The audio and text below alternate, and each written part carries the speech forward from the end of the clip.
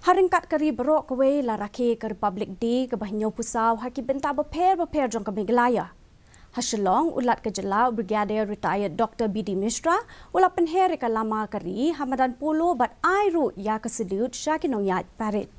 Hakani ke jeng Rakhe ulat IT ke Khusnam Uttirot Singh Award na ke benta ke Art and Literature syak ke riu pau kmat hakaliang ke Kolshor ki KHASI ikong Spitimon Rinja ke Khusnam Patugan and Sangba dan ke benta ke Social Services syak ke Dr. Khmat Bapau Nam ke Jela i Dr. Jennifer Basayongot bat ke Khusnam Ukyang Nangba na ke benta ki kamilek ka sya u captain ke kenhun football ke Meghalaya beduna ha ke Boryoi u Klingson di Marak.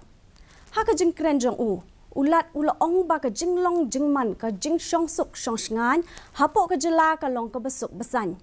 Ulaong ru ba ke sorkar Jela kala syem mikilat kilenti ban penbat no shisendon ya ke jeng ya kerja pot hapdeng ke Meghalaya bat Assam. The contribution of each and every citizen of our lovely state Meghalaya for our collective achievements. I urge my dear people to work hard for the progress, for the welfare and for the development of our beloved state Meghalaya. I hope and pray that we continue to achieve greater heights in making our state Meghalaya a better place for the posterity to live in.